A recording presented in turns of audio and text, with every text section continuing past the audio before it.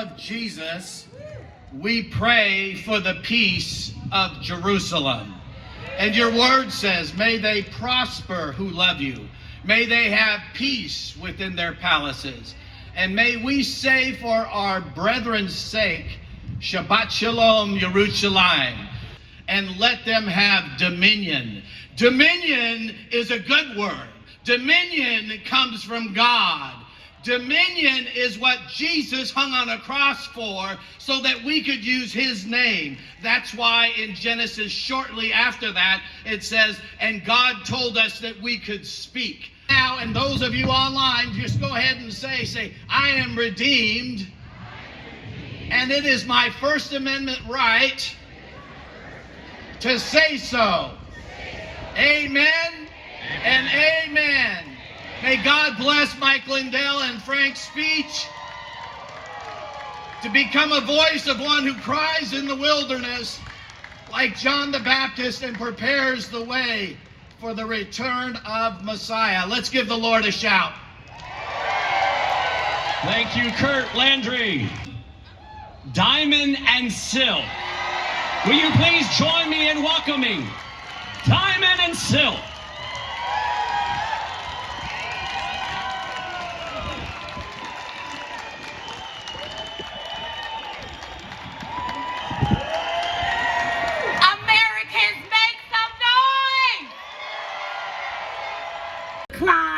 Walking in the back, leading from the back, mumbling words. He looked pitiful. It's a shame. And it's so sad that that's leading our country. And what you not gonna do, the left, the media, you not gonna lie to me and tell me that Biden had more black people to vote for him than the black president. No, it's not conspiracy theory. It's critical thinking. That's right. A man that hid in the basement. The whole campaign. Half sleep. Couldn't get a crowd to show up. No, I'm sorry. You didn't win no election. It looked like y'all may have stolen an election. I can have an opinion because the constitutional right tells me that I have a right to freedom of speech. Let me tell you something. When people from Venezuela and Cuba come to this country, they come to this country because they have a place to run to. If we as Americans do not stand up against this tyranny, where are we going to run? Where? We have no place to run. No place to run. Because the United States is the greatest country on earth. Let's go. Where you gonna run? You ain't got no place to hide.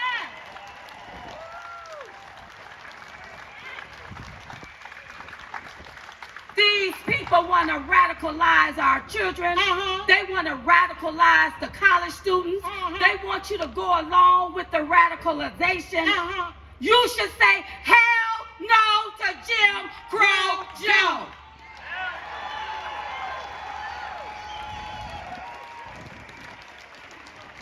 Now forgive me for my little cousin, but you know hell is in the Bible. Yes, it is.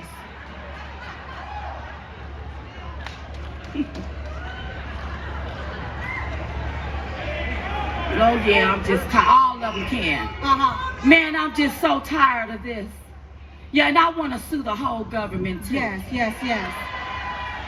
You done sat here. We in the midst of a pandemic. We done gained all of this COVID weight. All of this weight. And now come to find out, Fauci, what's his name, girl? Dr. Flip Flop Fauci.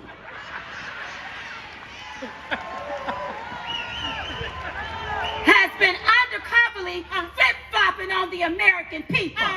The Black Lives Matter movement want to emasculate our men, want to get rid of the nuclear family, pushing to defund the police. How is that going to help us as Americans? How? And then you flying those flags on our embassies. The only flag that should be flying on any embassy here in the United States is the United States American flag. We need to be on the same side. That's right. I don't care whether you are a conservative or a liberal, a Republican or a Democrat. It's time to get on the same side, because if not, we're not going to have any freedoms. They're going to take it. Look at censorship. Don't you let them do it. Don't get it twisted. Honey, I don't have a problem with letting these Democrats know. You the one created the white supremacists. Yeah. That's right. You the one created the KKK. Yes, Yeah. You the one brought in Jim Crow. Uh-huh. They ran around for 4 years pushing Russia collusion. Russia. And the only thing I knew about Russia was that Russian dressing that I put on my corned beef sandwiches. That's right. Unless they want to talk about that time where I ran my pressure up from eating some pork sausage and everything on the TV looked Russian. Looking Russian, yeah. You don't have to prance around Barack Hussein Obama. He's already been the president. He's no longer the president. Why is he still talking? Why? And he had the nerves the other day to say something about this critical race theory. Oh my God, I think it's making the white people feel uncomfortable. I'm sorry, it's also making black people feel uncomfortable too. Because you all are trying to push segregation. Why do we have to keep focusing on what happened back in the 1800s? Why do we have to go back 100 years? If you gonna go back 100 years, how about you talk about what happened in the summer of 2020? When businesses was burned to the ground, when businesses was looted, when people's livelihoods has been taken from them. Destroyed. Question for you. Okay, what is it? I noticed how the Democrats is trying to interfere in the certification of the artists. Wonder And why? I remember them saying that it's an insurrection when you try to block the certification. So my question is, if they're trying to interfere in the artists in Arizona, for example, does that make them an insurrection because they're trying to stop the verification of the certification of Jim Crow Joe? Good way of looking at it. So I wonder how many dead people voted in this election. You got to be cautious how you say that, Sylvia. That's why I said I wonder. It's my opinion. I just wonder. Because they will fact check you and we at a rally. These people are trying to bankrupt this country. Yes, they are. They're giving out all of this money, you all, and we don't have nothing to bag it up. That's right. That's dangerous. See, I can see if we had a pot of money somewhere. But ain't no pot. So what you just doing? Printing money like it's monopoly money? And giving it away? Just giving it away. This is America!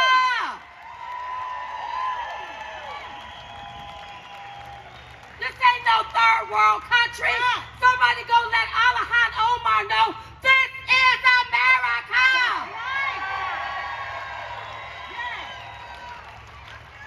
You come here, you assimilate to our ways. And I got one more thing, beef. They're gonna have to get their hands off our babies. That's right. You teaching them inappropriate, nasty foolishness at 6 years old. Take your hands off of our children. Think it's okay to inappropriately talk to our children about masturbation and all of this other foolishness. You are a foul spirit. Take your hands off of our children. You're grooming our children for your own pleasure. Take your damn hands off of our children.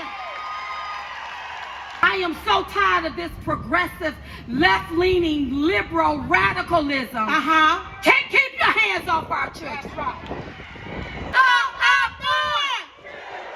God bless you and God bless the United States of America. Thank you. We love you.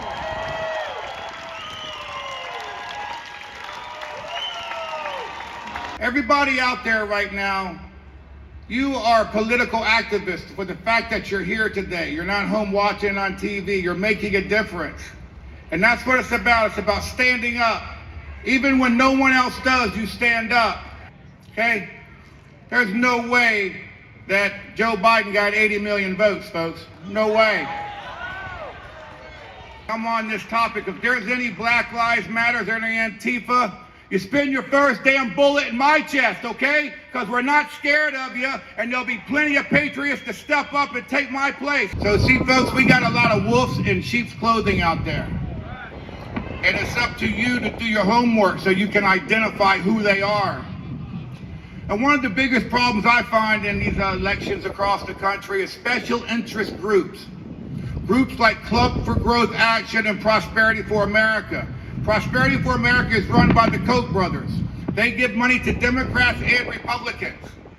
And these groups are tied closely together. So when they get on board and say that they get behind 30 or 40 candidates with a couple $1 million each, okay? Say that only 15 of them win. Now we've got the Club for Growth, Prosperity for America, which are tied to the Koch brothers. The Koch brothers are calling policy shots now in the House of Representatives, okay? They are deep embedded into the fabric of our political system. And we've got to get rid of those guys if we're going to clean the swamp. And we hear the president talk about cleaning the swamp. But until we get rid of that Washington money polluting these congressional and these Senate races, we're not going to be able to do it. Because when they give these millions of dollars, then they've got their hooks in these freshman candidates. And then, boom, they're calling shots because they owe favors. We should not be allowed to give candidates money until after a primary, okay? That money pollutes elections. That money prevents other candidates that may be qualified from having their messages get out there. Better late than never. When we think about this election and how we go to bed and Donald Trump's up by millions of votes, and then we wake up and we're all just bewildered, okay? That's a hard one to swallow. But yet, mainstream media and the Democrats mitigate this political climate through innuendo, allegation, circumstance, a friend who heard it from a friend. They read things on bathroom walls and then they call for investigations the next day. Don't you think that we deserve some answers what happened on November 6th? And when Donald Trump started running, he said two things that got my attention. The first thing he said was radical Islam, and I'm like, hell yeah, we don't hear politicians saying that word. Those words, do we? He had my attention. Then he said something like putting America first, and then I knew right then that was a man for the job. See, we didn't elect a politician. We elected a businessman with the work ethics of a farmer, and he did one hell of a job. He's a fine and he's a decent man with a decent family, and he worked for each and every one of you, and he cares about each and every one of you, and he cares about each and every person that's on the other side as well. He was often criticized for trying to give us an equitable balance with these countries across the world, and the media would chew them up and spit them out. Now they remain silent as Biden bumbles around the White House and can't form sentences and slips and falls. If Donald Trump almost slipped one day, and it was mainstream story of the day, we had Joe Biden fall 3 times going up the same set of stairs, and we didn't hear a word about it, did we? That shows you, folks, that we have got an assault on decency. It's led by the mainstream media, and we've got to start pushing back. So let me give you a couple examples how you can push back. Say you live in an area like me in South Carolina. We've got one of the most liberal papers in the country there, the Low Country, the Post and Partisan, okay? So what we've devised is we're going to start finding out who's advertising in these papers, because these papers have to pay their bills. And we're going to start calling their advertisers and ask them, do you really stand for this ideology? Do you stand for them perpetuating this Democrat narrative? If so, it's okay, keep advertising. But if not, stop advertising there. Because it leads us patriots to believe that you condone this behavior. We got to hit them where it counts. We got to hit them in the pocket. because we're not going to get a fair shake. What can they do to us that they haven't already done and already going to continue to do? They don't like us. They don't like us because we embrace the Constitution, the greatest document in the world, the Bill of Rights. We look at what they're doing to our farmers. We're in the breadbasket of America right now, okay? When these farmers get hit, you're gonna start feeling it in your milk, and your eggs, and your bread, and your cereal, your bagels, you name it. It's all going up, folks. It's all going up. We look at the assault on these infrastructures that are coming in, and now the meat is shut down, and they're having a hard time with the meat. Remember they shut the pipeline down not long ago? They're practicing, folks. They're practicing for when they try to sink us. And we need answers. And you need to start saving your money and stacking it away, because I'm not so sure the bank's the best place to put it. You need to start saving, folks. We got some rough times ahead of us. We need Donald Trump back in office. I'm going to say it one more time, because we know Black Lives Matter. We know Antifa. They're out there. They're watching. If you got problems, Antifa, you start with me, Chris Cox, Bikers for Trump. We've got your back. We've got Trump's back. Thanks for having me, and God bless you.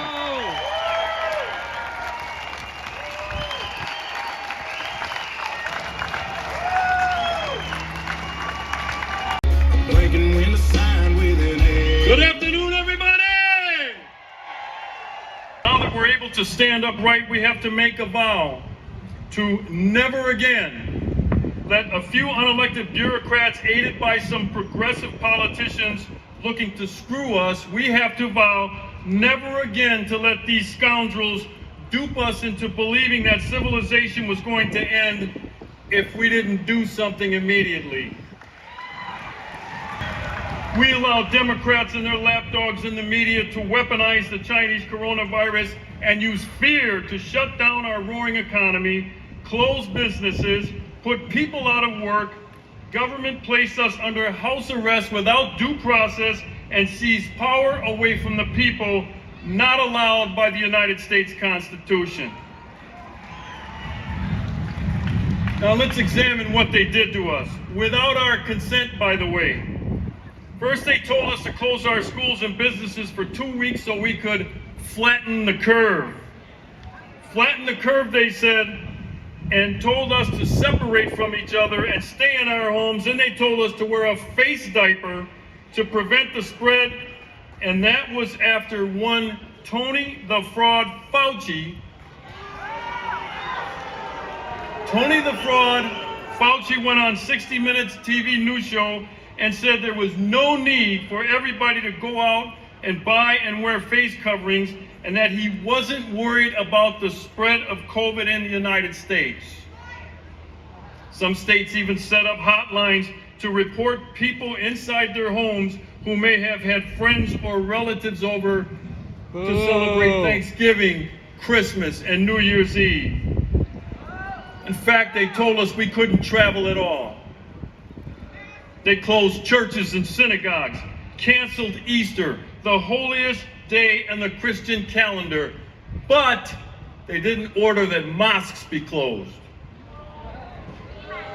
The city of Chicago even set up roadblocks, highway roadblocks, to prevent people from Wisconsin from driving into the city of Chicago. All of this was done without our consent, and it exceeded government authority under the Constitution of the United States. Then after that, it became about testing. We were told we need mass testing before we could resume our way of life and get our God-given rights back. But it wasn't over. Then we were told we had to wait for a vaccine before we could resume our normal way of life. Then when a vaccine was produced, we were told that even if vaccinated, we had to continue to wear a face diaper and socially distance for the foreseeable future.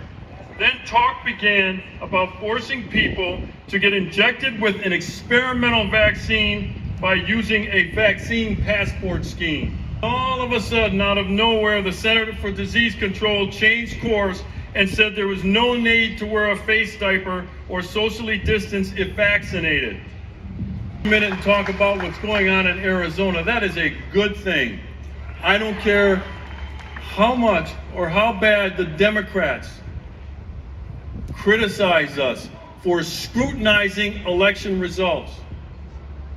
It needs to be done. It needs to be done in Wisconsin. It needs to be done in Michigan. It needs to be done in Pennsylvania and every other state where there were election irregularities overnight, right before your very eyes.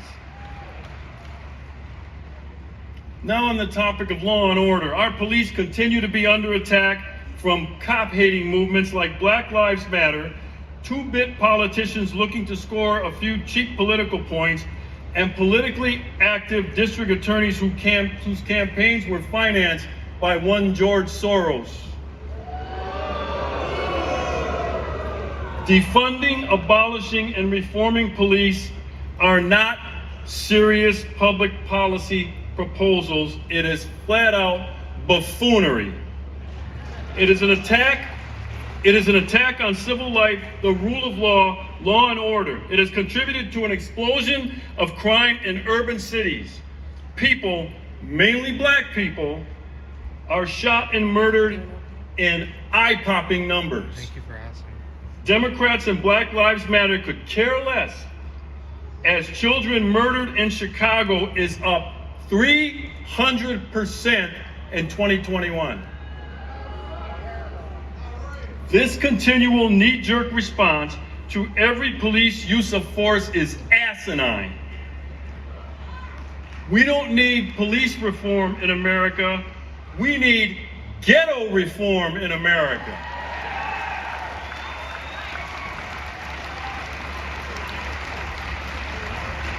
This current police reform bill moving through Congress is an anti-police bill. And no Republican lawmaker at the state or national level should attach their name to this bill or be in favor of it. In Congress, it has been named the George Floyd Police Reform Act.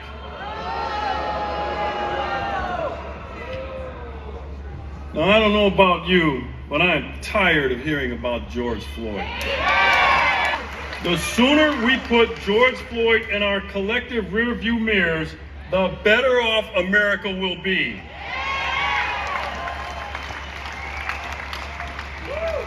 Everything that has been associated with George Floyd has led to riots, looting, deaths, injured police officers, destroyed businesses.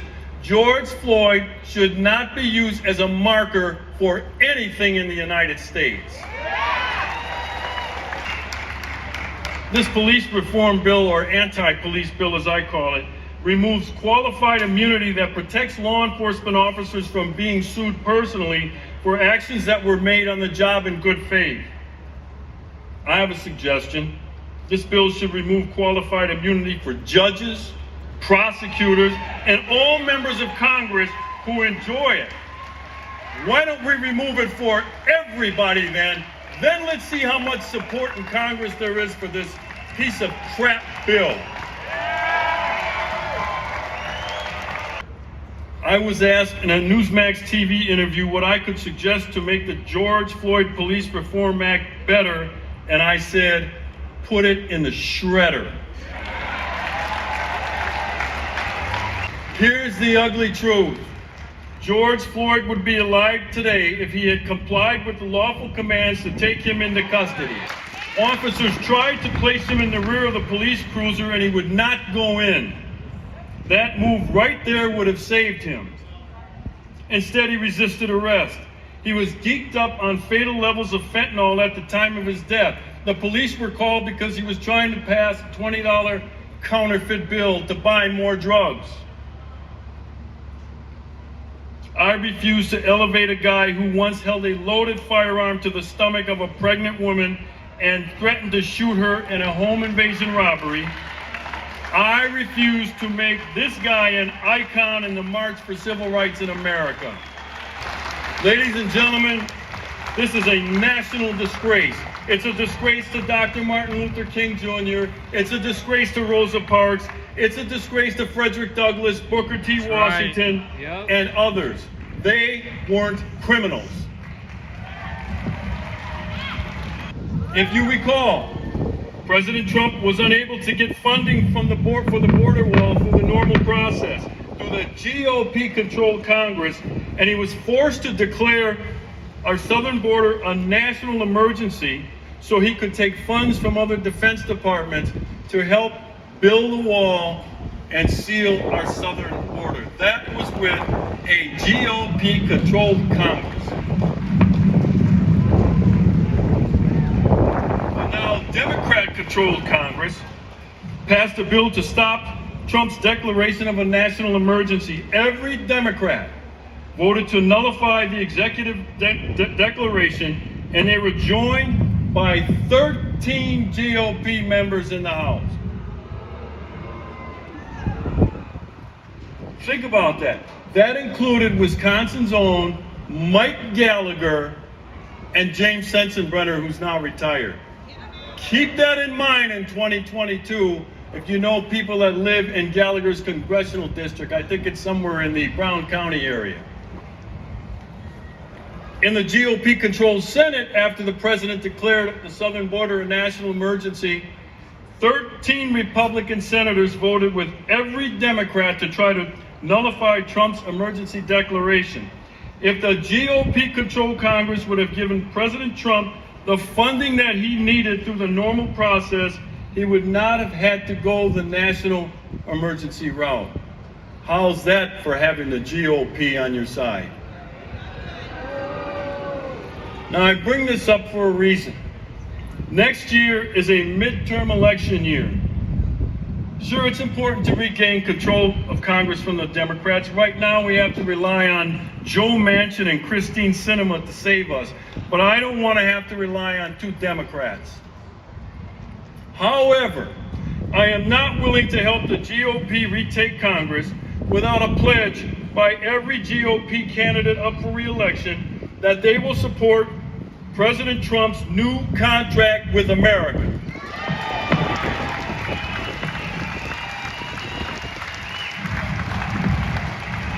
If they will not, then we need to find candidates who will support the contract with America and primary those who will not.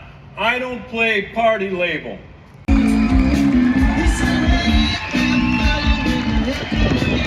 I was 17 years old when I first saw America. I was an exchange student from India. I came on the airplane initially into JFK. And I kind of remember the airplane descending, and I looked exhaustedly out of the window, and I kind of saw the skyline of New York. I saw the Statue of Liberty in the distance.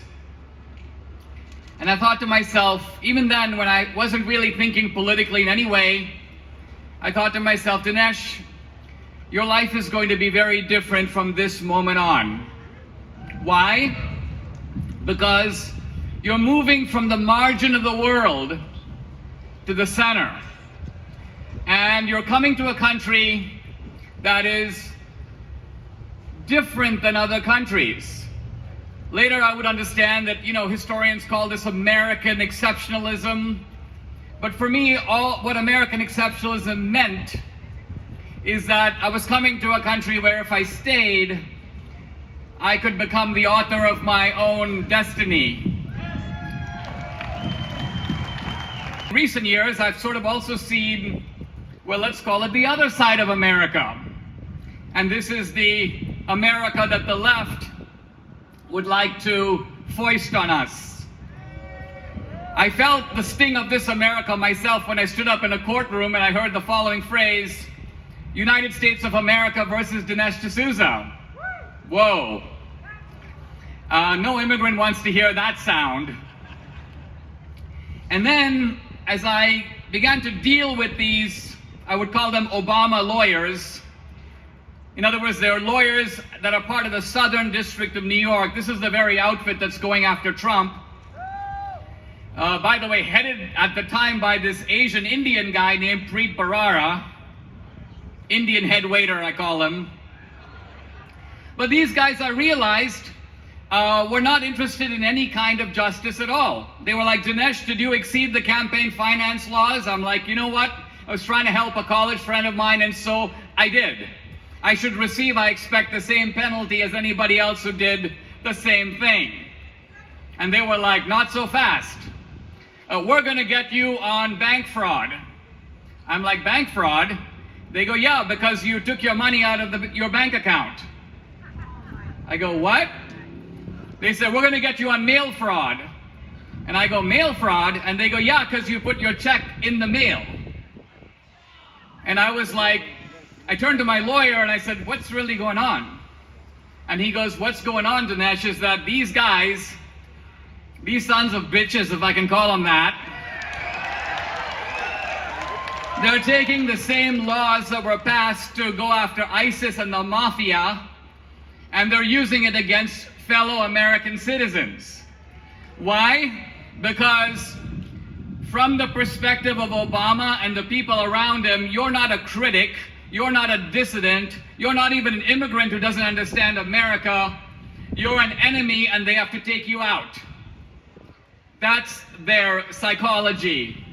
And little did I know then, this is going back to 2012, 2013, that all of this little case of mine would then be multiplied 100-fold, and we'd see it with General Flynn, we'd see it with Papadopoulos, we'd see it with Trump himself.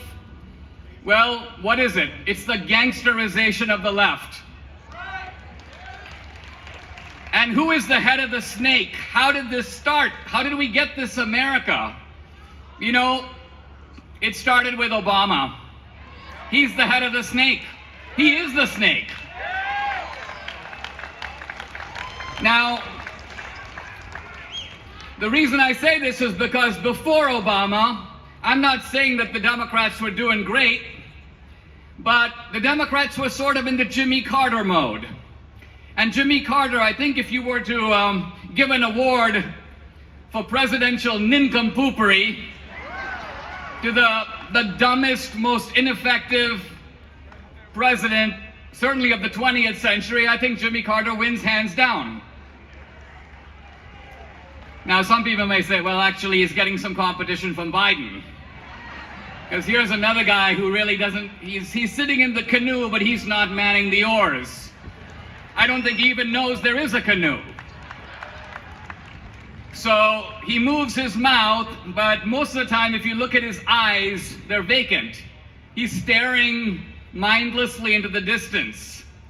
He's, in a sense, a ventriloquist doll, and others are manipulating the strings.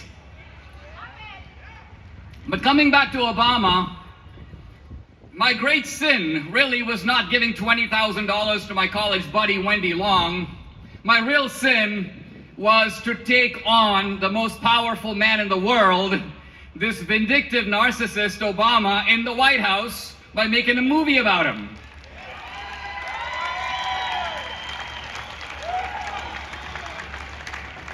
And to give you an idea of what a low, disgusting, nauseating character this fellow is, it's really his hypocrisy that I think I expose most of all.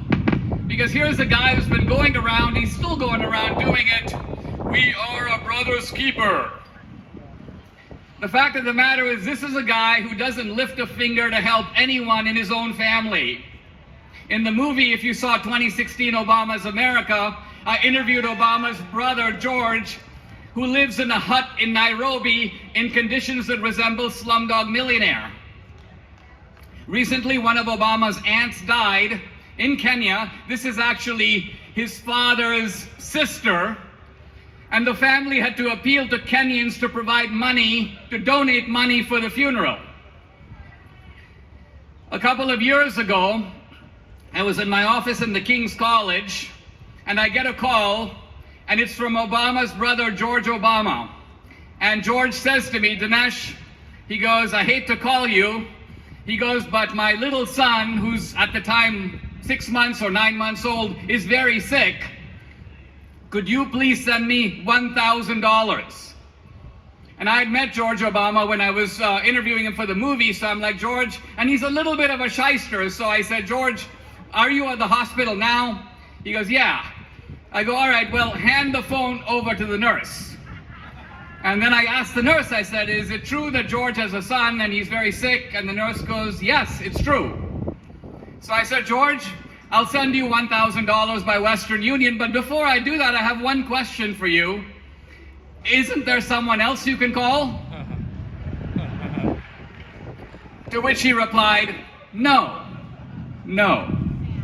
So this is the soul of Barack Obama. This is who he is. But he hates to have it pointed out, because if you do, he wants to go after you. And the good news is that even though I was a little dumb, I was a little naive, I should have realized there's a big sign on my back. The simple truth of it is, they took a bunch of shots at me, and I'm still here.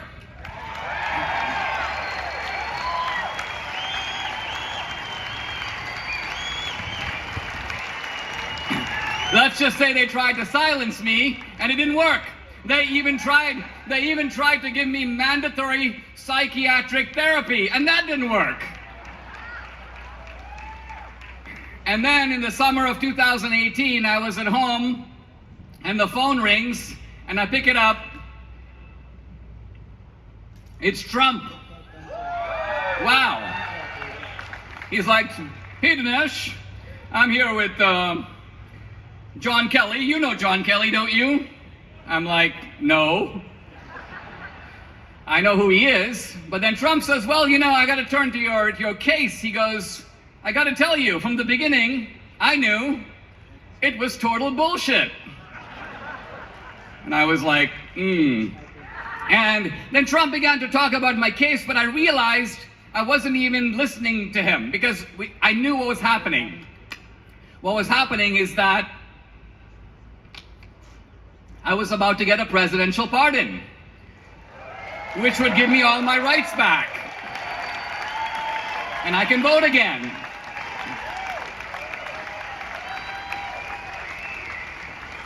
But even more important was what went, and this is kind of interesting about a conversation, the things that go unsaid.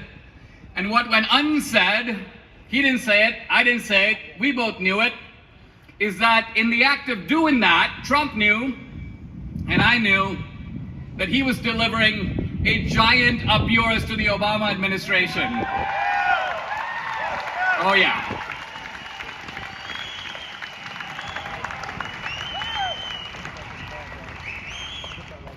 And then he basically said, Dinesh, listen, don't tell anyone about this until I tweet about it in the morning. Which brings me to the issue of censorship.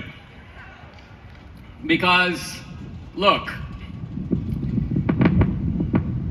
I did not believe in the America that I came to in 1978 that we would be at this point, in which we have seen a sustained assault, not just on our economy. We're not just dealing with the kind of socialism that reaches into your pocketbook, undermines the currency through inflation, wants confiscatory tax rates, wants to sort of dominate the economy. That's the old style of Marxism. Marxism was all about class warfare. And the Democrats are practicing class warfare, by the way, not on behalf of the poor against the rich, but on behalf of the rich against the poor, on behalf of the elite against the ordinary guy. That's their class warfare. But it's far more than that. They have unleashed gangs, paramilitary gangs on the street, Antifa, Black Lives Matter. All of this is done in the name of justice. What justice? Anti-fascism. Now look, I'm not scared of these guys. Anti-fascism. These are basically misfit kids coming out of mom's basement. Complete losers. Exactly what they are. Hey mom, where's my Halloween costume? I gotta go fight some fascists. Dummies. But they're not going to pick on somebody who's their size. They're going to they're going to go to some restaurant and harass the people who are eating over there. Are they fascists? How do you know? They burn small businesses, they torch churches. These are people who need to be taught a lesson. And by the law. The law needs to do to them what their parents didn't do, which is grab them by the lapels and hold them accountable. Now, it's one thing to say that academia is rotted from the core. It is. It's one thing to say that the media is rotted from the core. It is. These people are habitual liars. They're not biased. They're not mistaken. They know the truth, but they conceal it.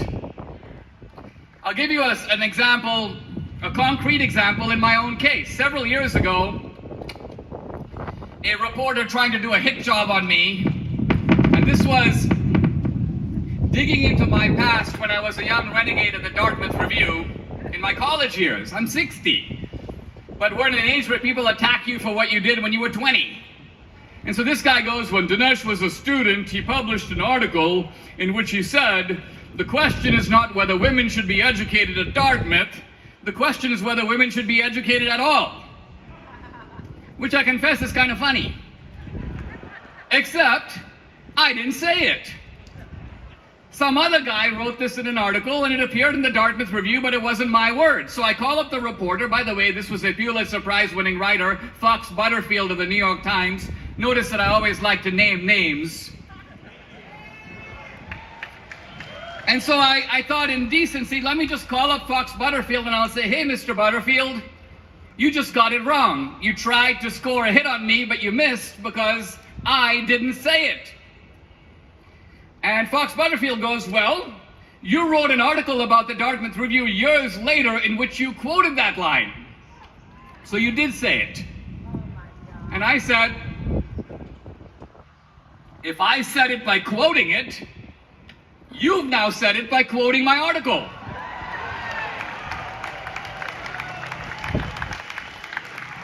But what I'm getting at is that this guy was so duplicitous, so shameless, so utterly lacking in basic journalistic integrity, and he's a model of the profession. He's at the top newspaper in the country. Well, I think we now realize what we're dealing with media.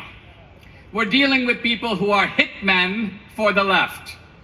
That's how you have to look at them. And so my simple recipe for the media is, do not believe anything they say, even when it's true. Now, this may seem a little shocking for me to say because I added the proviso, even when it's true, but here's my reasoning. Let's say you meet a guy and he's a habitual liar. 75% of the time he's lying. 25% of the time he's telling the truth. Who the hell has the time to sort it out? He's a liar. Don't believe one word he says, even if it's true. And the same is true of the media. Whatever they say, don't believe it. Why? Because if you don't believe it, you're likely to be right. Most likely you'll be right. Once in a while you'll be wrong, but then you can figure it out for yourself. It's really important, by the way, it's really bad that we on the right have let the left develop this monopoly on the institutions of culture. The media, Hollywood, the entertainment industry. But now we see how aggressive they are, how discontented they are. They're not content, even though they have almost, you think they'd be like, wow, we got academia, we got the elementary and secondary schools, we got the media, we got Hollywood. That's enough. No, they want the NFL. They want the Boy Scouts. They want the music industry. They're even going after these corporations, the woke corporations. One of the things that I find in terms of censorship, it's not just digital censorship. Yeah, that's the tip of the iceberg. And look how fundamentally dishonest these digital censors are. Basically, if you follow the Fauci emails, look at the way in which he was communicating with Zuckerberg, communicating with Bill Gates. He was communicating regularly with Chris Cuomo at CNN. Why? Because that's Fauci. He's a PR guy. And he's all about controlling the discourse. Fauci knew, you can tell from his emails, that, hey, the virus might have come from the wet market, but there's not one iota of evidence to this date that it did. None. Nobody's tested wet market guys and shown that they had the virus before anybody else. The Chinese won't allow that kind of testing. The virus probably came from the lab. And it was probably made in the lab. I don't mean made out of nothing. I mean they take these deadly viruses and they make them more contagious and they make them more lethal. No. You think Jack Dorsey is motivated by money? He has a lot of money. He's motivated by ideology. He's probably also been motivated by a demented psychology. These guys, I mean, just look at them. Dorsey, he's not a normal person. He hasn't had a normal life. He probably wasn't treated as normal in high school. So these are guys who are treated as dorks and nerds and weirdos because they are. I mean, here's Dorsey with his sidekick Zuckerberg. Zuckerberg's a robot. And what you have is these guys now, about 4 of them, unbelievably are controlling the public square and the public discourse of the United States of America. That's a fact. We have to do to them what they are doing to us. That's what's going to make them stop. During the Civil War, early in the war, around 1863, Lincoln decided for the first time to deploy black soldiers. And the Confederacy, outraged by this, passed an edict, a law, that said any black Union soldier captured by the Confederacy will be shot. This would not, by the way, be the fate of white soldiers who would be normal prisoners of war, but black soldiers would be executed. And when this came to Lincoln's desk, he issued what has now come to be known by historians as the Order of Retaliation. And the Order of Retaliation is very simple. For every black Union soldier executed against the laws of war by the Confederacy, 1 Confederate captive will be executed. In other words, Lincoln realized he had to do to them what they were doing to him. Otherwise, they would never stop. And in fact, the Confederacy did stop. And the Order of Retaliation was withdrawn. Now, like right before I come up here, I'm cornered by some guy, you know, I'm writing an article for Rolling Stone. I'm like, so? He's like, do you endorse Mike Lindell's theories? I'm like, I need to see what the hell has been going on. I want the facts.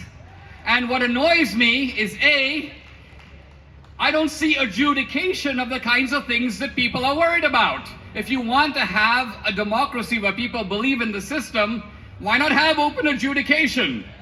Well, people are making a lot of baseless claims. Well, a claim is only baseless until it's adjudicated.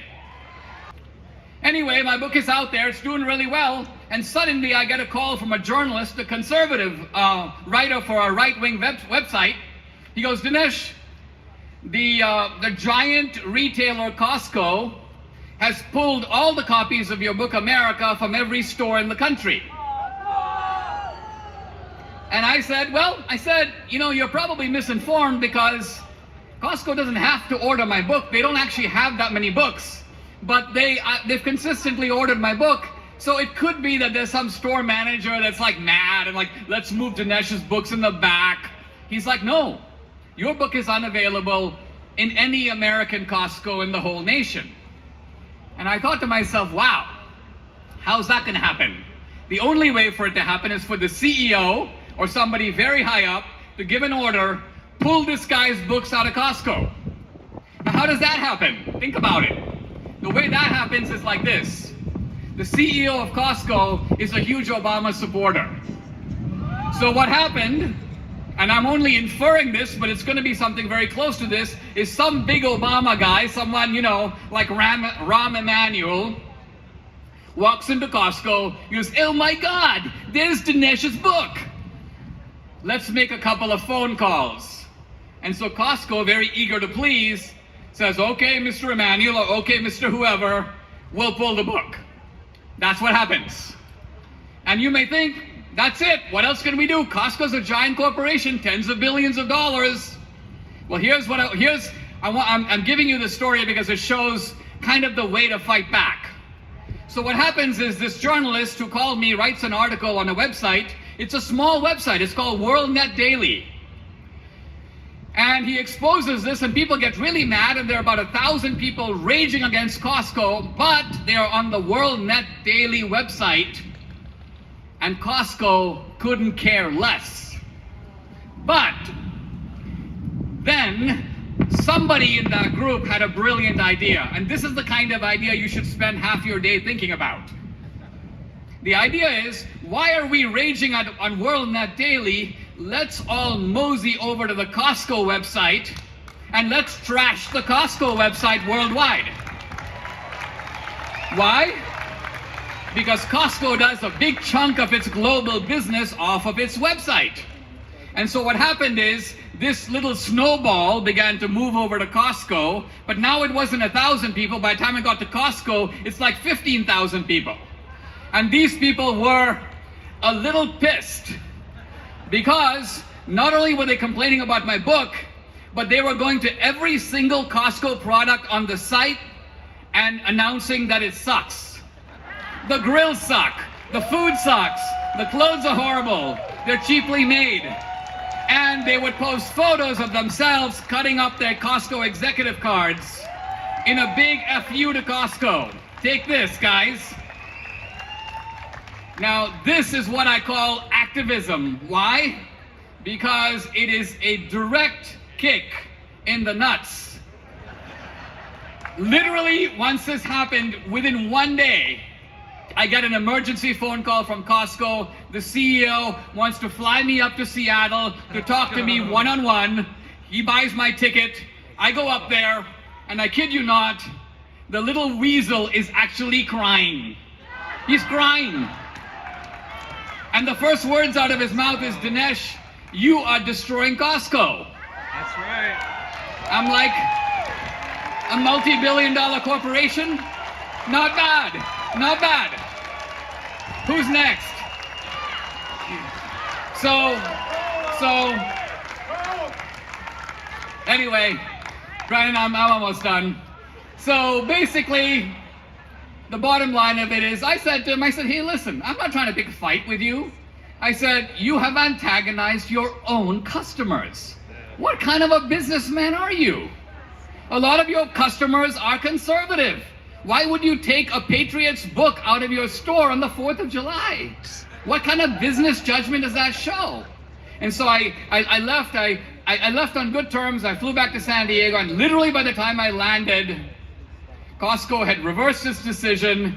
Not only did they put my books back, but they constructed a giant standee. So when my movie came out, I had hundreds of DVDs exhibited all over Costco. Yes. And in all honesty, I've had excellent relations with them ever since. I wasn't out to get them, I was just out to reform them. But the way to reform them is to make sure they hear you. So when it comes to Disney Plus, when it comes to Lockheed, when it comes to all these corporations, make sure they hear you.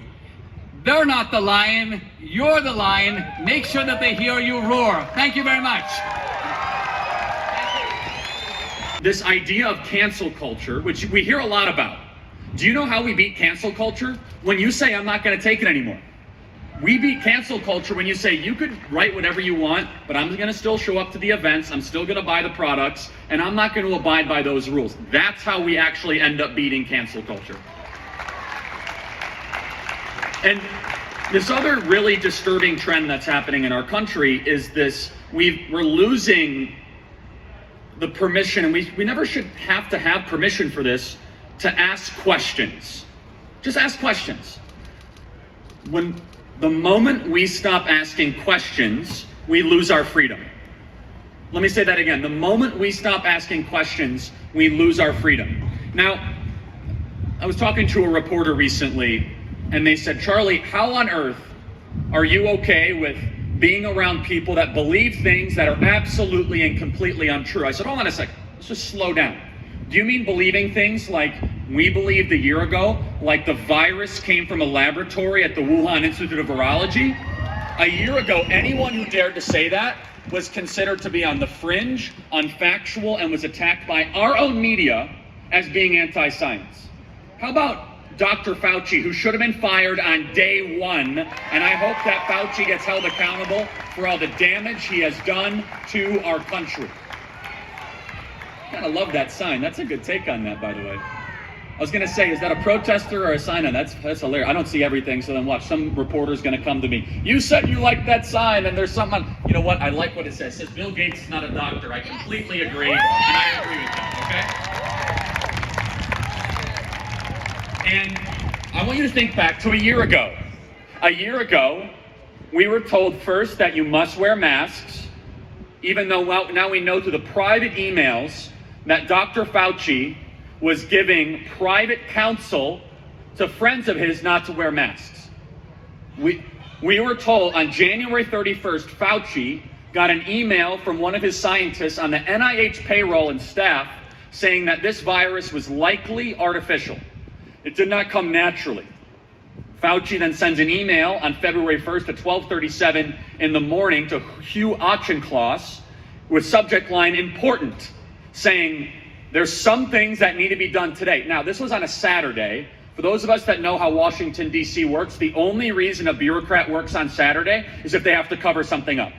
That is the only reason a bureaucrat will work on Saturday. And so he sends an email to his staff saying, important, you're going to have tasks to do today that are very important. I don't know what those are, but we do know just a couple hours before he got informed by his own team that this was not likely naturally out of some bat at a wet market, which, by the way, we all knew that was a lie from the beginning.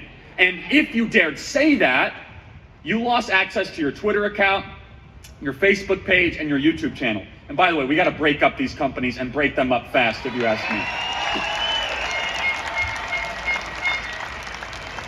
A year ago, doctors came up with no agenda except helping you and asked questions about hydroxychloroquine, ask questions about other alternative treatments on how to treat the Chinese coronavirus. From the beginning, we asked questions such as, who is most at risk? How contagious is the Chinese coronavirus? Now, why does it matter where this virus came from? Because I'm going to make a prediction right here. We are going to have people in the media very soon pull a Hillary Clinton. What difference does it make? What difference does it make if it was natural or artificial? It makes all the difference. Here's why. They wanted to blame all of the suffering and our loss of our livelihood of the last year on Trump, not on China. And as long as this virus narrative was some sort of act of God, it allowed them to blame Trump and use the Chinese coronavirus and all of the suffering that a lot of you felt as a political weapon to defeat Donald Trump, instead as a political advantage for Trump to go after China. The lie around the virus was used for a political purpose. And I'm telling you, every single bureaucrat in NIH and Dr. Fauci, I pray for at once some form of justice be done for the lies and the treachery and the deception that has been done on us and your children and our families and our communities. The lockdowns of our country will go down as one of the worst mistakes in American history. And so the moment we stop asking questions, we lose freedom. Now a new study has come out that shows that hydroxychloroquine improves your chances of survival. New studies are coming out that show some of these therapeutic treatments actually could have been helpful to those of us that actually even lost friends and family to the Chinese coronavirus. We now know that for certain people, ventilators were not the right option. But if you dare to ask questions, they say that you hate science. When in reality, they were saying that they never said trust the science. What they were really saying is trust our scientists. And Dr. Fauci is not a medical scientist. He's a political scientist who did the bidding of Joe Biden and his campaign to try to displace Donald Trump. Dr. Fauci always had a political agenda. He's been rewarded for that. You know, he is the most highest paid bureaucrat in the United States government is Dr. Fauci. It's unbelievable. I wonder why. And so the last year should teach us to slow down and ask questions.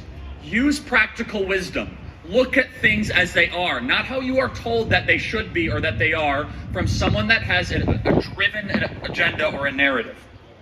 For example, we just found out this last week that one of the greatest lies of the last year, that Donald Trump somehow cleared out the park of protesters at Lafayette Park, was a complete and total fabrication according to the Inspector General.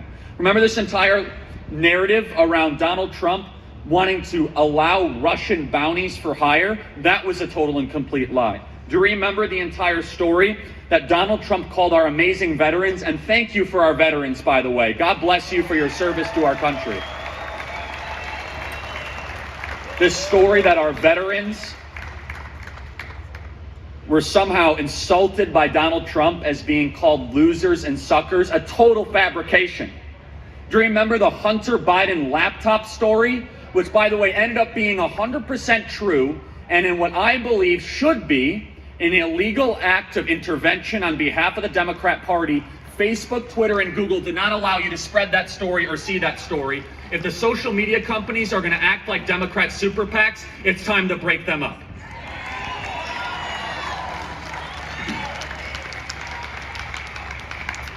And so all of this culminated in something that our founding fathers gave us. Our founding fathers gave us a system and a framework to allow us to live quiet and peaceable and full lives. Now that system is consent of the governed, meaning that we give our permission to how we want to be governed and ruled. For example, none of you showed up to vote to allow your weapons to be taken away. There is no First Amendment without the Second Amendment. That is consent to the governed. And so because of that, elections are moments in time in how we, the people, are able to choose the type of government we want. Elections matter. Elections are reflections of our values. Elections are us choosing the person through a representative style of government to fight for us and fight for our values, either on the local level, the state level, or the federal level. Elections are also pressure release valves. Elections are abilities for people to be able to say, I'm really mad and I can't take it anymore, but at least I have an election and I'm able to say something about it. Now, elections can surprise people. Elections, like in 2016, can shock the pollsters, the tech companies, the multi-billionaire elites, the Obama family, the Clinton family, the Bush family, the international financial industry, when Donald Trump, who came down an escalator, shocked the world thanks to this state voting correctly and made Donald Trump president in 2016. And so, elections are fundamental to who we are.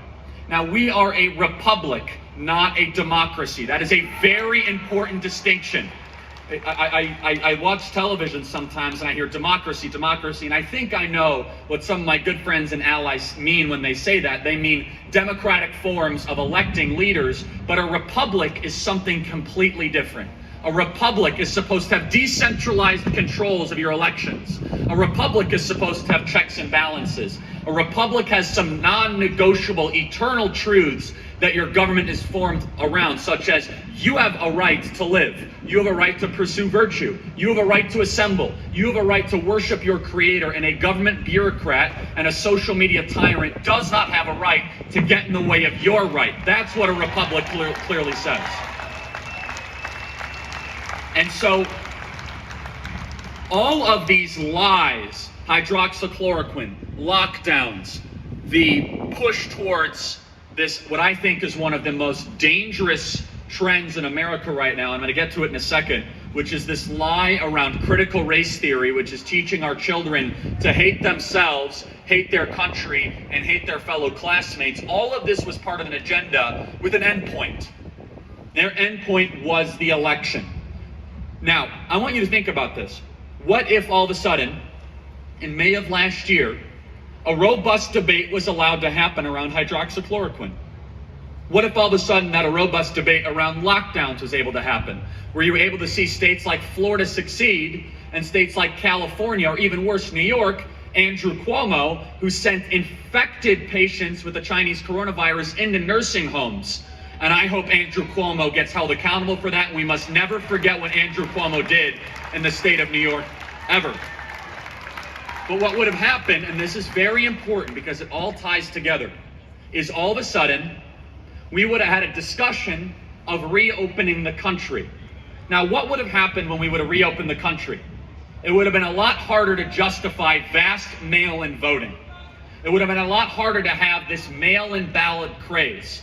People that have always wanted to have mail-in voting, they unfortunately use the pandemic for their own political aims and goals. So elections and our trust in elections are fundamental to who we are as a people. Now, I get a little bit irritated, and as I'm sure you do too, when I have to be lectured by people that never once recognized Donald Trump as the legitimate president in 2016 and 17, to be lectured about us for even asking questions about mail-in balloting practices and what's happening in Georgia and audits. They're the ones that did the Mueller witch hunt to try to destroy a duly elected president. We're the ones just asking questions. And so if we do not have fair and free and open elections, elections that we can trust, then all of a sudden this system of consent to the governed starts to fall apart. It becomes incredibly fragile very quickly. And so we need answers to a lot of different things. And there's a variety of questions that seem we never get answers to. For example, what were the practices that were done in Georgia to protect for massive mail-in voting? That went from 250,000 mail-in ballots to 1.2 million mail-in ballots. Why are we not allowed to get answers from that? Why is it, and by the way, just so you guys know, according to Real Clear Politics, which is a very down-the-middle news site, they just covered what's happening in Georgia. A Democrat judge has just allowed the unsealing of 145,000 ballots because of a lot of affidavits that show a lot of these bubbles were filled in almost identically. And I'm telling you right now, we have to keep the pressure on to find out what happened in Georgia and Arizona and this state and Michigan and Pennsylvania and in every single state across the country. Because if all of a sudden elections are nothing more than vapor, it's just kind of a suggestion, then all of a sudden you are going to feel disenfranchised. You're going to be less likely to trust what your leaders are doing. You see, transparency in elections are critical. This is what I'm always confused when Democrats are against audits to elections. If you guys won by such an amazing margin, then show us how much you won by. Open your doors and brag to us about how big your victory actually is. Please go take a victory lap and show us that. Instead, they call us that we are a threat to democracy. Instead, we are the defenders of the constitutional republic. That is how we must answer anytime they throw that ridiculous accusation at us. And so it's important we remember these stories over the last year. And the Hunter Biden laptop is one that really is extraordinary because the laptop was received. Tony Bobulinski goes on Fox News with Tucker Carlson. How great is Tucker Carlson, by the way? He's terrific. Yeah. And he says clearly that Joe Biden had business dealings with the Chinese Communist Party. And you are not allowed to spread that information on any sort of social media channels. You see, the people that are currently running our country, they want a spirited debate within the framework that they approve. I'm going to say that again. They want a spirited debate within the framework that they approve. They do not want questions to be asked. They do not want answers to be given of things that might actually reveal structural flaws in the ways that certain people are getting political power in our country. And by the way, they were the ones that were leading this charge when they did not like a specific outcome. And so this question of finding out what happened in the 2020 election is, I think, one of the three most important fights that we are involved in right now this summer. Now, this summer right now, if you're like me, I get a lot of questions on our radio show and our podcast, and I want to give a shout out to Scott Hennon. He's around here somewhere, but his radio station, The Flag, is amazing in North Dakota, and I think it actually comes over to Minnesota. And we're actually about to be in a radio station in Rice Lake, Wisconsin, I think, so that's exciting. And so you guys will be able to hear locally. I think we're going to take the rush slot there, which is really exciting. So, we get these questions all the time. Charlie, what do I do? Charlie, what can we do right now to make a difference? And there's a couple things we can do in particular. So let me tell you, the audits are one of the three fights that I think are critically important. There are two other fights, though, that I think everyone in this room that we can win on, that I think are silent majority issues in the next 90 days. And it's not just watching the news, but it's going to require action.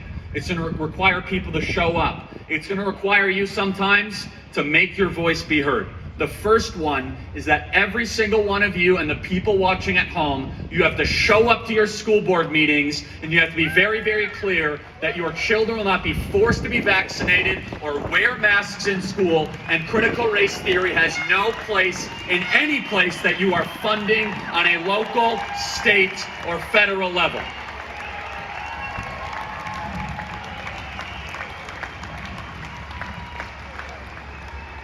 School boards matter. I just showed up at a school board meeting in Chandler Unified School District, and they were not very happy to see me. And I gave a 1-minute speech. That's all they give everyone. And I made a speech about critical race theory, and it's been seen on social media quite a lot. And every single one of you can do that. Every single one of you tonight, your action plan is to find out who your school board members are and do so peacefully and lovingly, but full of truth. And show up to these meetings, find out what's being taught in your local school area. By the way, maybe you have great schools. Maybe every single one of your teachers, they know the Bill of Rights, and they know the Federalist Papers, and they know the Constitution. Maybe your kids are able to speak Greek and Latin. Maybe the kids in your local school district are honoring God and country, and maybe you're like, Charlie, that's a waste of time. My school is perfect. Or maybe your local school district is being run by a broken, corrupt cartel called the public sector teacher unions that is forcing your children to wear masks all day long, hate themselves, hate their country, believe there is no God. And if that is the case, we need to start showing up in massive numbers, because those people work for us. These people at the school boards, they have never been challenged before. And there's a reason why they have never been challenged before. They haven't been challenged before because we as conservatives, as Americans, have been building meaningful things while we trusted the school boards to not totally screw up the education of our children. We were building churches, we were building families, we were building businesses, we were sometimes serving our country. We were busy doing meaningful things. And we said to the school board, okay, I trust you because you have a nice little sign and a picture that you emailed me with your golden retriever or whatever, and we vote for you or we don't vote at all, and I hope you don't majorly screw it up. Next thing you know, at a local school district in Arizona, for example, and I'm sure this is happening in Minneapolis and this whole area, I just know it because it's happening everywhere, these awful, insidious, anti-American ideas are coming in at a rapid and a disturbing pace. We trusted these people. We gave them power, and now it's time for us to take that power back and the power to educate our children. Yeah, exactly. The flag wants to be free, everybody, so there you go.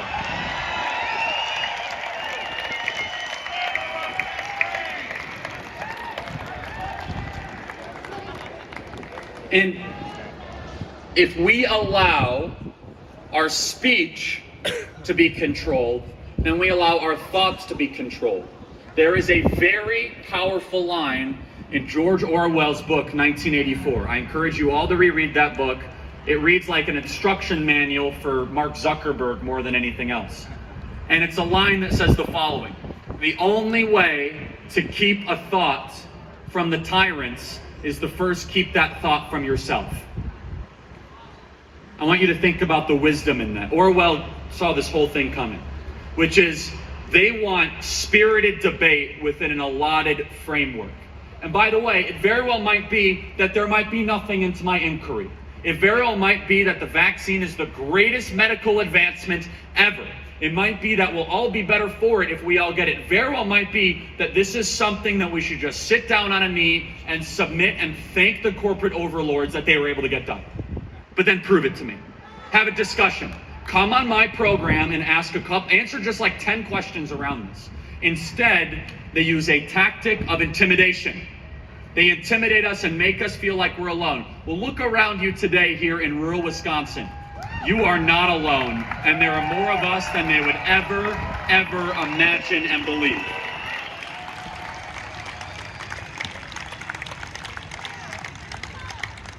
So the three things that this summer, I want to challenge you guys. Summer is usually from Memorial Day to Labor Day. Usually, that's kind of how people say it. Forget the solstice calendar. Memorial Day to Labor Day. What are we doing this summer to make progress on three big issues? Finding out what happened in the 2020 election. That's the audits, that's the inquiry, that's the questions. What are we doing with them? Number two, school boards. This is the summer of the school boards, everybody. And all these issues, by the way, kind of fall right into the school boards. Masks, vaccines, critical race theory, the transgender stuff. And can I just say very clearly, women's sports deserve to be protected, and men who think they are women should not be allowed to compete against women in female sports. That's right. That's right.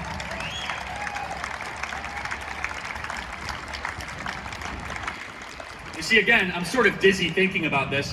I remember a time when liberals were mad at me because they say that they were pro-women. Remember this? It was like 10 years ago. They were like, oh yeah, we're the women's movement and all this. Like, okay, well then what is a woman exactly?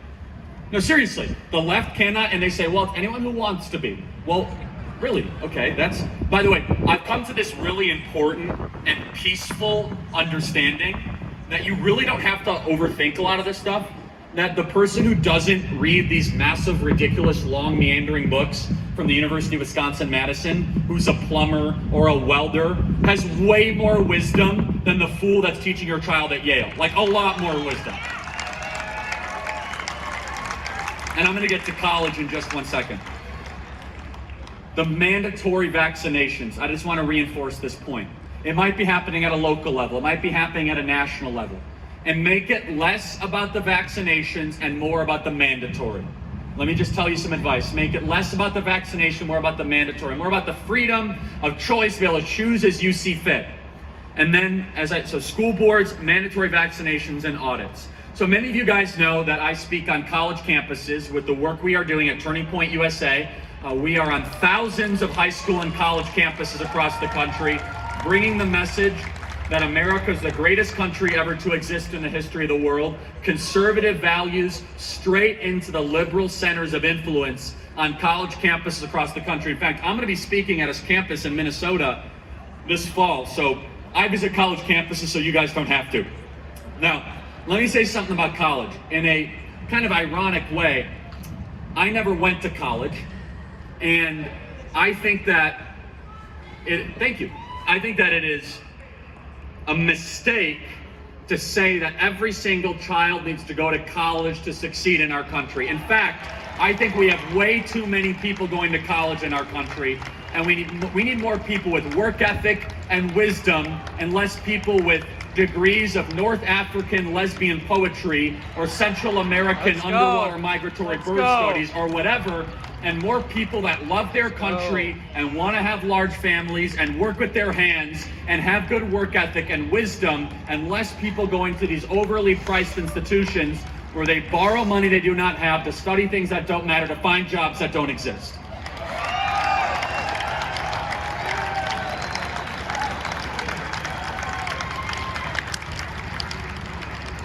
And for those of you that never went to college, never let somebody tell you that you don't understand these issues just because you do not have a certain degree, or you didn't go to like University of Minnesota, as if that's a beacon of wisdom. By the way, it's the opposite, actually. It's because practical judgment, understanding how things work, that is the backbone of this movement. If you look around here, you'll see people that are police officers, and thank you to our wonderful police officers, by the way, for everything that they do.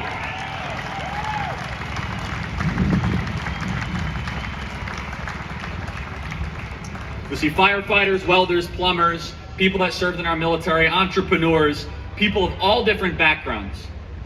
And there's one man who I think started a movement, and I don't know how this movement's going to go from this point forward, but I just want to take a moment and thank this person and then understand the significance of what he did. Whoa! And that man is, of course, Donald Trump and his successful election in 2016. Let's go. And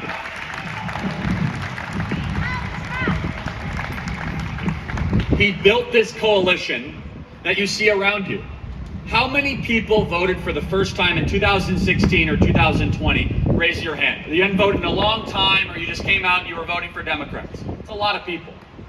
And there's something significant to that, where he was able to bring people, as he says, out of the hills and out of the rivers and out of the valleys. And then he would always say, I don't know what they were doing in the rivers, but they came out and voted. Because his movement was about a defense and a reclamation of something bigger than every single one of you. It was about defending the greatest nation ever to exist in the history of the world. It was about reclaiming this idea of self-government. It was about middle-class work should be valued more than some Wall Street banker. It was about caring about the farmer more than the cable talk show host. It was about valuing the homeschooling mother, and by the way, we got to double our homeschooling population in the next couple of years. Thank you for those of you that homeschool, by the way. You are heroes. I love you guys. Seriously. He totally changed American politics. He said, maybe it's not a good thing that we go and declare war on every single country across the world when our own people can't eat and can't read. Maybe it's not a good thing that we have mass migration that is changing our country permanently. Maybe it's not a good thing that we're bringing in piles of plastic from China that are deindustrializing our country. This new conservative movement could go a couple ways. It could fizzle out. All this energy could disappear. Or with the right ideas and the right support and the right people and the right focus, this can be the beginning of a positive force for good in our country, where we value police officers again and the rule of law. We want to build an America where you no longer have to lock your doors and your children love America more than you do. And they're telling mom and dad, did you hear about Thomas Jefferson or George Washington, Alexander Hamilton? That's the country we want to build, where we value middle-class work and we want people to have more American-born children. And we say that our birth rate is going up, not down. That's the conservative movement we have to embrace, with strong churches and rebuilding the backbone of our country. And so it's all really based on us, but that can really only happen the three things that I mentioned. You've got to start local, on the school board level, and getting engaged and getting involved in the education of your children. The second is we have to win this mandatory vaccination fight. And number three, if we do not have transparent, free, and fair elections, then this is all nothing more than us just voicing our concerns. Elections are systems of which we are able to choose who has power. That's a big deal. We get to choose who has power. That's the biggest deal.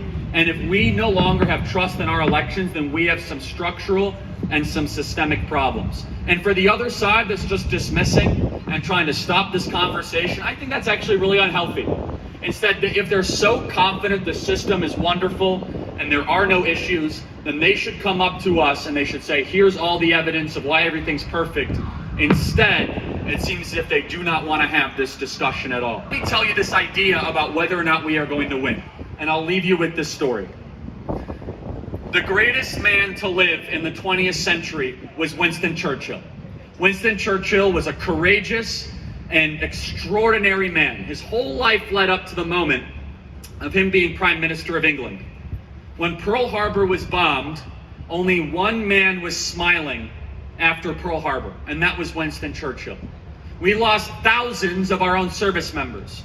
We lost basically our entire Pacific fleet. Yet halfway around the world, in a bunker below London, Winston Churchill walked in with a cigar, smiling and chuckling, and said to his war cabinet, "We have won the war." And his war cabinet said, "What are you talking about, Prime Minister? We are losing 300 Royal Air Force members a day. Our morale is decreasing. The citizens are not with us. Hitler is planning a ground invasion. We barely survived in Dunkirk. What do you mean we have won the war, Mr. Churchill?" And it got very quiet.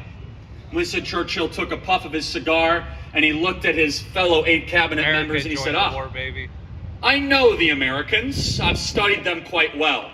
When they get pissed and they get awake, it tends to go their way, and they are pissed and they are awake, and the battle is over, the war is won, because the Americans are in it. When we wake up, everybody, we are going to win. It's time for us to rise up, and we are going to win." God bless you guys. Thank you so much.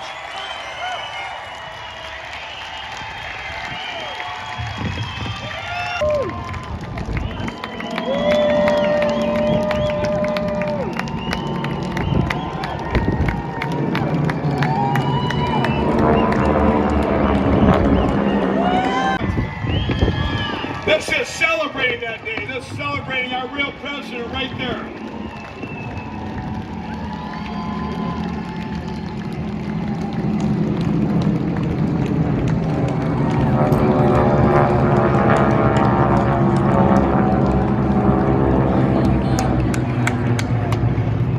But I want to tell you, on December of 2019, where we were as a nation, as a people, everybody, no matter what walk of life you were in, your lives had improved. And you know what that came from?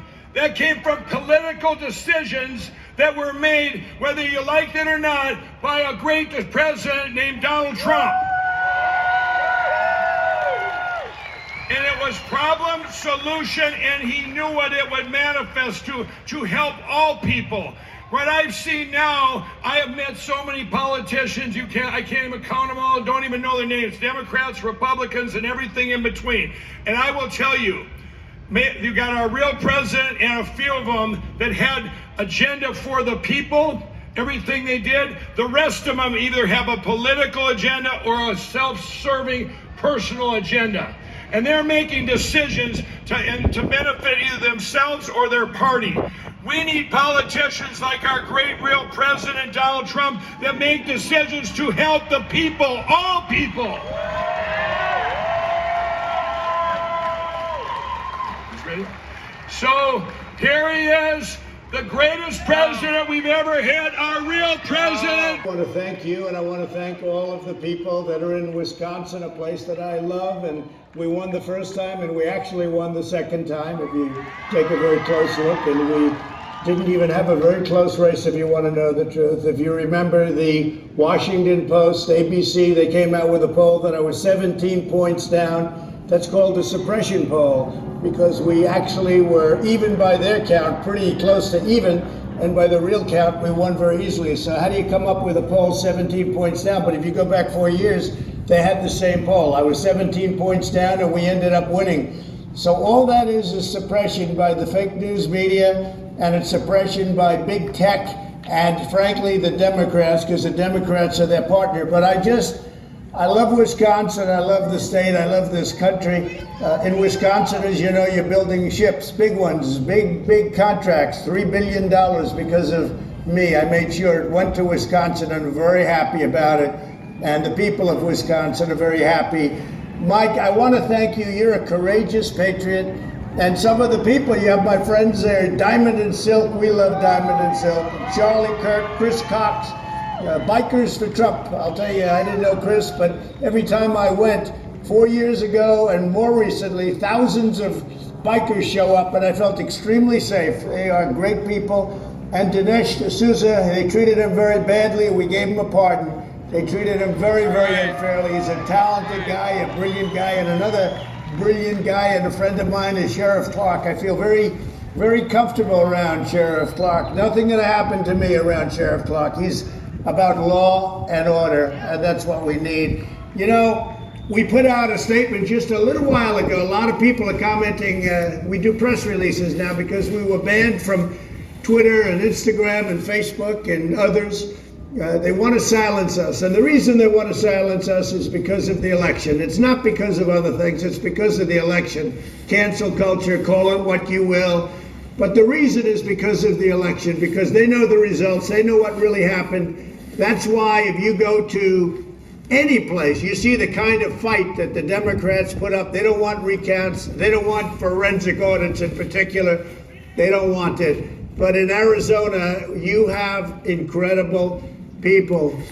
Karen Fann, Senator, Sonny Borelli, Senator, so many others. These are incredible American patriots. And let's see what they do. That's their audit. It's not my audit. I have nothing to do with that. It's their audit. They have done an incredible job. They are really being pushed by the people of the state because the people of the state don't understand the election. And that's a good thing to be doing what they're doing because they have to understand the election. When they don't believe in the election, that's a very, very bad thing for our country and for democracy. And I just don't think people are going to let that happen. They want to know how the election turned out and why it turned out that way. And if there was cheating, if there was fraud, they want to know about that. But I just put out a statement, and I said, we were right, listen to this, on the hydroxychloroquine, and it works. You saw the reports just came out. The virus came from the Chinese lab, the China virus. Hunter Biden's laptop was real. They tried to say, well, it was made by Russia. Hunter Biden's laptop was real. Lafayette Square was not cleared for a photo op. That just came out, and I want to thank the Inspector General for having the courage to come out with the truth. They were saying Lafayette Square was a big deal. By the way, they tried to burn down, these insurrectionists, they tried to burn down the church, which was built at the same time as the White House, and they almost got it. Interestingly, they did fireproofing work a week before. If they didn't do that it was luck. Or maybe it was from God. If they didn't do that fireproofing work, the church would have been burned down. The Russian bounty story was a fake. Remember that? The Russian bounty. It was a total fake. We did not produce, and think of this, the vaccines, all of the vaccines we're saving. Frankly, I believe in freedom. You have to make your own choice. But the vaccines are saving not only the country, they're saving the world. This would be another 1917, where you lost almost 100 million people with the Spanish flu. So the vaccines, and we did it in less than 9 months. Everybody said it was going to take 3-4. Dr. Fauci, your favorite person, said it would take 3, 4, 5 years. Don't even do it because it's going to take so long. The FDA does not like me very much, that I can tell you. They don't like me even a little bit, because I pushed them like they've never been pushed. It was supposed to take 3 to 5 years. I got it done in less than 9 months. So the vaccine's big deal. That's a really big deal. And then we bought billions of dollars before we knew it even worked. Otherwise, you wouldn't have had the vaccine till October of this year. So nobody, all of the people that have been able to get their shots, nobody would have had it yet.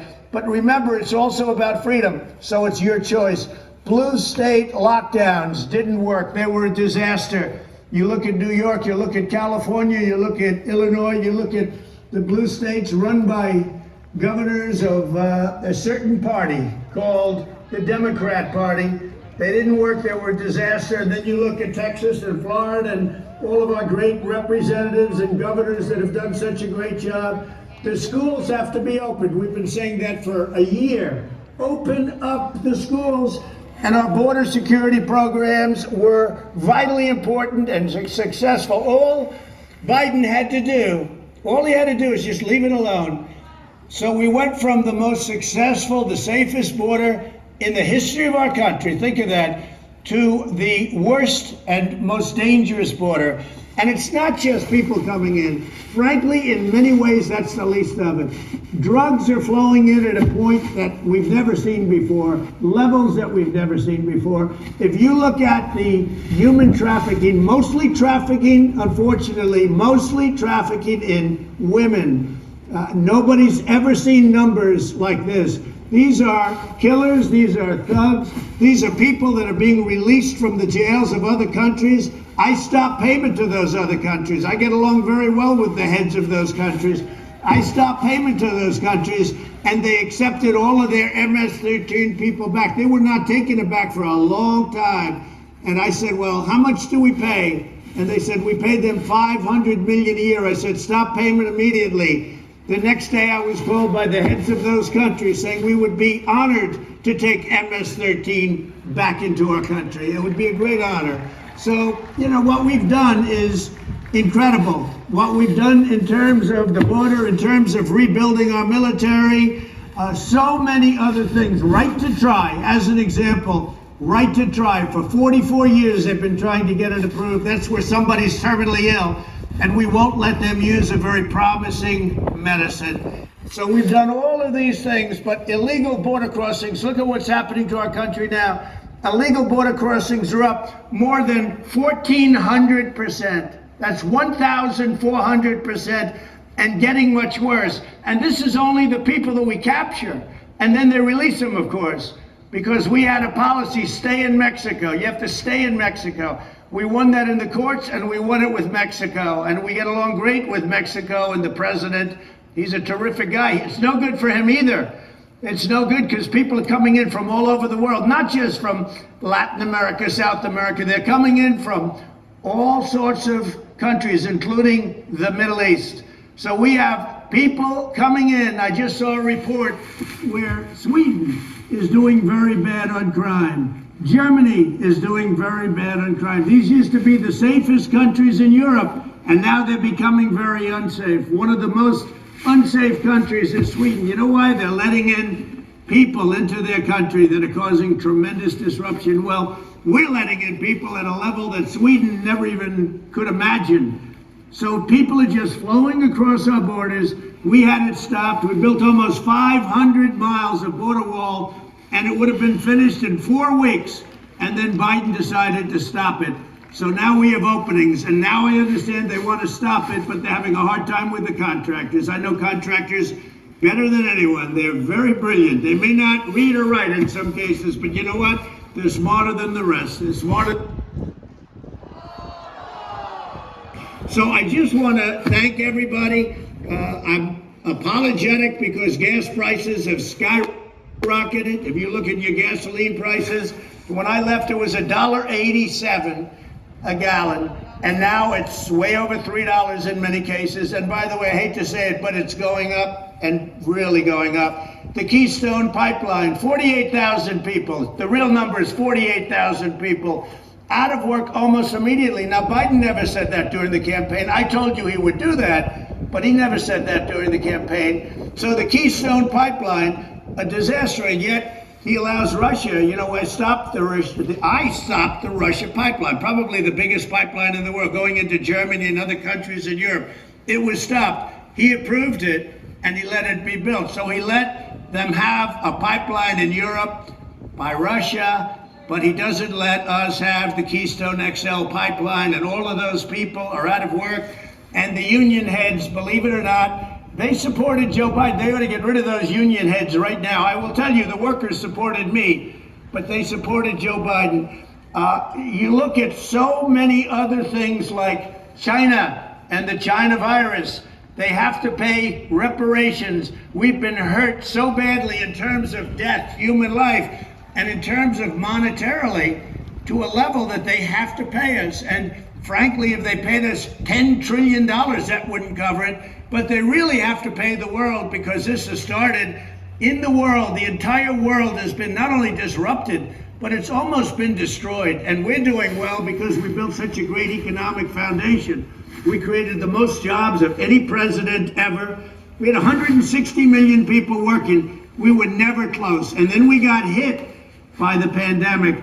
And like every other country, we had some very tense moments, but we did an incredible job. But because the foundation was so strong, we're back now far better than any other country. They used to say, oh, but look how well India's doing. Well, India's been hit harder than anybody now, but they used to use that as an excuse. They used to use other countries as an excuse about how well they're doing, but now they're doing unbelievably badly, and we're doing great as a country, especially those areas, and in particular areas run like Florida, Ron DeSantis, and Texas, Greg Abbott, and other places. If you look at the places run by Republicans, they're doing unbelievable. So we really built it back twice. We built it back the first that we were stronger than ever before, and then we had the pandemic. We did an incredible job. We came up with a vaccine early. We gave shots much earlier than anybody thought possible. 9 months, less than 9 months we did this. It was going to take 4, 5, 6 years. Some people thought it would never happen, but we did it, and we're very proud of it. And honestly, we've saved our country, we've saved the world. What we've done for the world will be written about later on. Maybe not right now because they don't want to give us credit, but it'll be written about. And again, I want to thank everybody that's there. You are incredible, incredible people. The election was rigged. The election was rigged like never before. We got them by surprise 4 years ago, and then we got 12 million more votes. Think of it. We went from 63 million votes, and we won, to 75 million people, and they say we lost, but we didn't lose. 75 million votes, they say that we lost. Now, I was told by John McLaughlin, who's considered just about the best pollster, I would say the best pollster. There's a few of them out there, Towery. There are a few of them out there that are great. Sir, you got 63 million. If you can go up to 65, you can't lose the election. Well, you know what happened? We went up to 75, and they say we lost the election.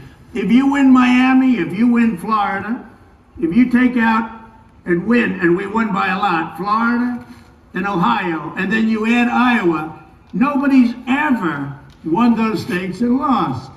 But we won those states in virtual landslides, and they have us losing. And there are so many. We held every state house.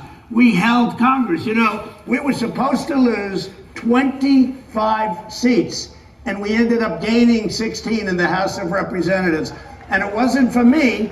Right now, the Senate would be 60-40 against, because I made teleconference calls, they call them town hall calls, speaking to tens of thousands of people for congressional candidates and senators, and we would right now be at 60-40 against instead of 50-50. And unfortunately, Mitch McConnell, with what he was doing, hurt us very, very badly in Georgia. We lost those 2 seats. We should have never lost those 2 seats, but we did. But we also lost them for other reasons. I'm not sure that no matter what you did, you could have won. They signed a consent decree in Georgia that was so bad, it basically was a decree that said Republicans aren't going to win. They should have never been allowed to sign it. Regardless, again, I want to thank Mike as being a true patriot. I want to thank people like Rudy Giuliani, who is out there fighting, and they're after him, and they want to take him down. They want to take us all down. There's never been a time like this. There's never been. It's weaponized. It's weaponized. And the Republicans were very nice. Our people were very, very nice and very, very respectful. And I said this would happen. But Rudy is a great patriot. He was the greatest mayor in the history of New York, and a great, great patriot. And what he's done, and what Mike has done, and what so many other people have done, these are incredible heroes, and they're going to go down as heroes someday, and I think it's someday in the not too distant future. So I look forward to being with you. Mike, congratulations on this unbelievable crowd. That crowd is incredible. I mean, you set that up so quickly, and look at the number of people that showed up, and that'll happen all over the country, because it's all over the country. People want to know what happened, and I want to know what happened, because that was an election that was won by us easily. It was won easily. Thank you very much. Enjoy the day. Thank you, Mike. Keep it going, Mike. You're a fighter and you're a winner. Thank you all very much. I love you all. God bless you, Mr. President. God bless you, Trump. God bless him.